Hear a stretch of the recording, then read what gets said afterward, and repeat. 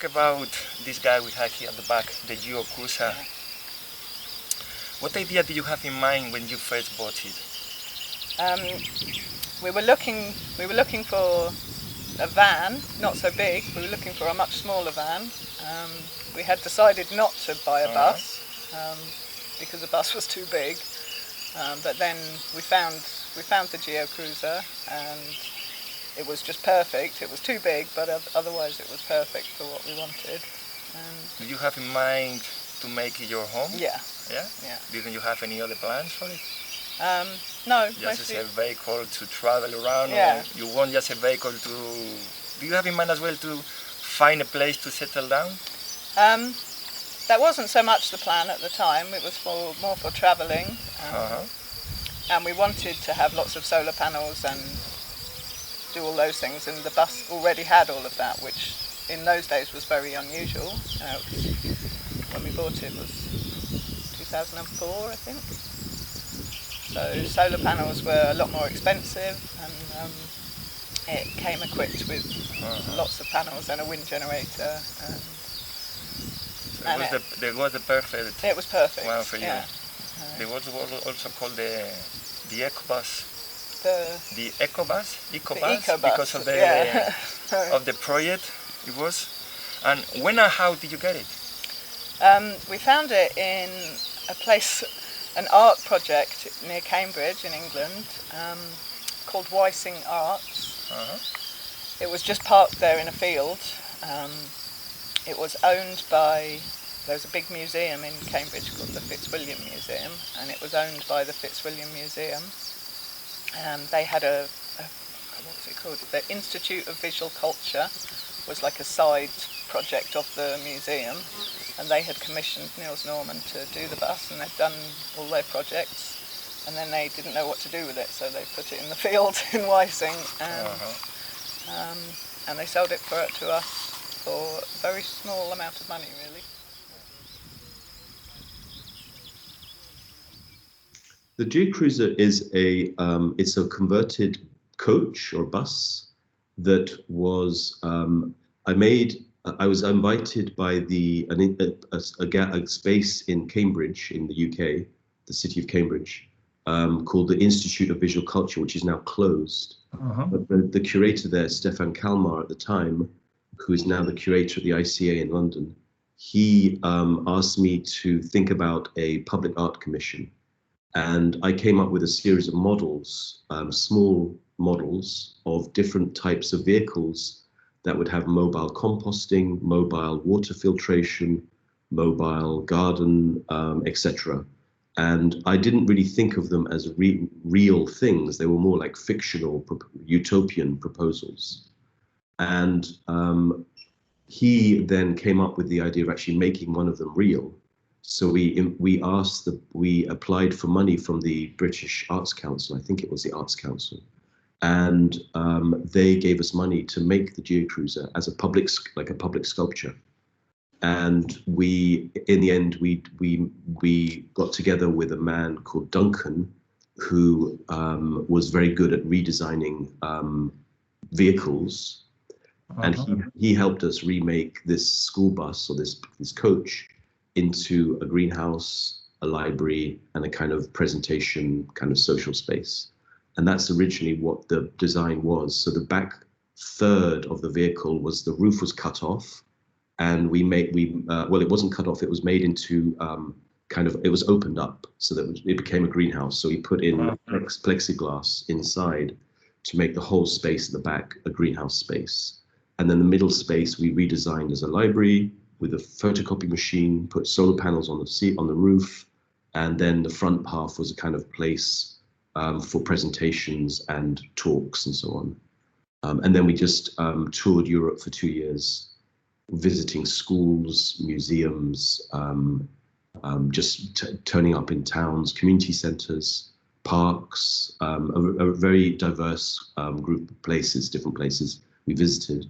And then after 2 years, it was decommissioned as a public sculpture, and we left it in a field for some time. And then I think the people that own it, I might be wrong, but I think the people that own it now bought bought the Geocruiser for the price of actually towing it away, because it was too expensive to store, to park, and we couldn't find anywhere to keep it because it was so large. So in the end, they paid for it to be removed, and I think that's when they just drove away, and now they live in it, I think. Why Boñar? Why did you choose to come all this? What everybody asks me. Why Boñar? We were travelling in the Picos, and we were looking for somewhere like this, you know, a big space that's quite flat. And we found nothing in the Picos. It's too steep everywhere. And it was August, and it was really rainy and cold in Asturias, and we came here and it was hot and sunny, and we found this place, and it was like, this is what we need. So the idea was never to live here long term. We just wanted to do a festival, and promote renewable energy and music and art, and bring a different sort of culture to this area. And so we bought the land and did the festival and did some other small projects. We had an association, so we were allowed to do a lot of small projects. And then a few years later I just decided to stay.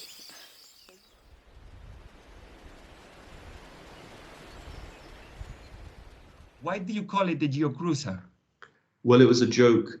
It's kind of the idea comes from those big SUV, those big American cars that are called, like, they have similar names, strange names like Geocruiser or whatever.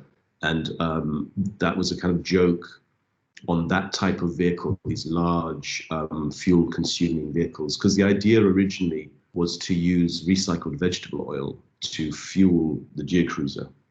And at that time, in the early 2000s, it was actually very hard to find large quantities of biodiesel or to find recycled vegetable oil. And you actually had to make it yourself. And that was too complicated for the infrastructure for the situation that we were in. So we did use vegetable oil a couple of times just as a demonstration, combined with diesel, but we never used it full time as a fuel. But that was the idea originally, was it would actually be run on recycled vegetable oil.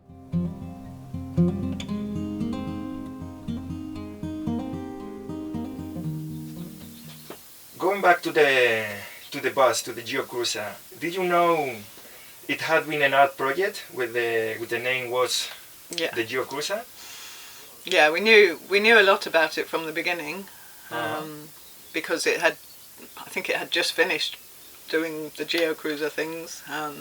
It had been on tours to Venice and Bilbao, I don't know where. It had just finished that. It still had the library with all the books.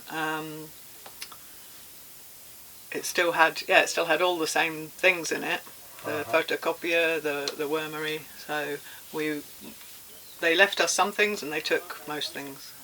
We've seen the bus has suffered some changes. What have you done to it?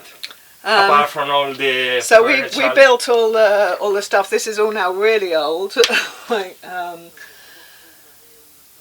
We built it all, so 15 years ago, and then we lived in it for a few years, and then I split up with my ex-partner, and he kept the bus, and when he eventually gave it back, it was in a really bad state, and we've only repaired the absolutely necessary things, because this was just where the volunteers were staying for a long time. I had my little lorry over there that I was living in, and so it's only this year that we've started to make the bus a bit more like our home again.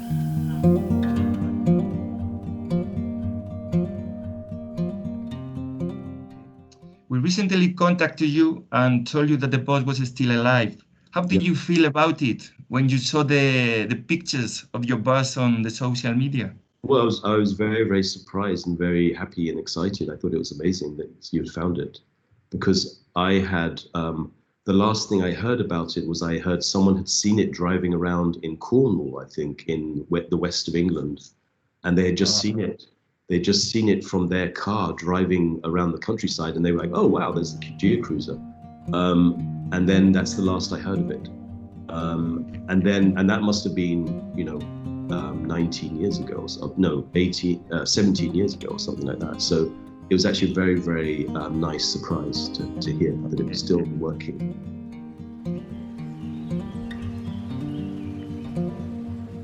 Do you think the Geocruiser will run again? I think it can run again. I don't think I want to drive it up and down that track. How do you manage to get the bus in here? That my ex-partner drove it up and down the track. I didn't. You heard about Nils Norman, the artist who made this project a reality? Yeah. Have you talked to him? I've never spoken to him, but I've spoken to people who have spoken to him. So you never met him? No, I've never met him. Would you like to meet him? I'd like to meet him, yeah. Shall we give him a call? Yeah.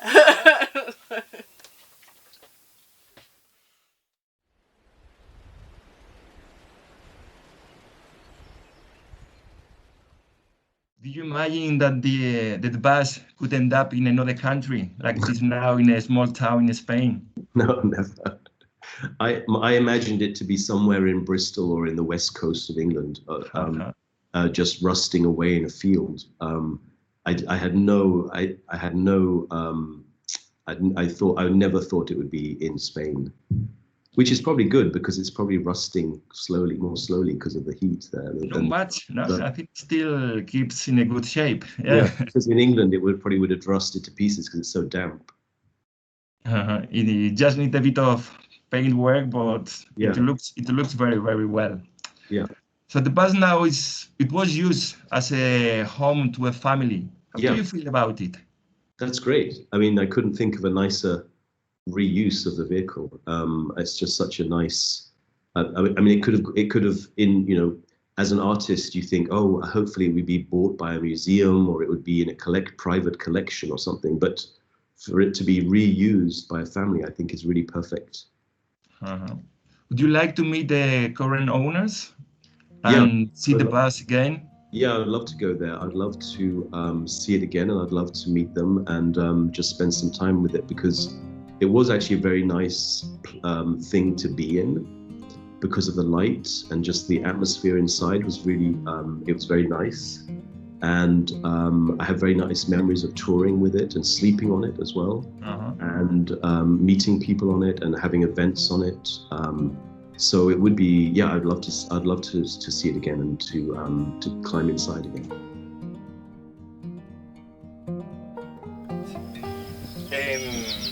I guess living here you have gone through some pretty good times, some hard times. What is the most difficult part of being here? The winter can be very tricky and there's a lot of snow. You can get snow, up here at times, so that's very difficult. Other than that, people, I guess, have been the biggest problem. Really? And the most rewarding? Waking up every day here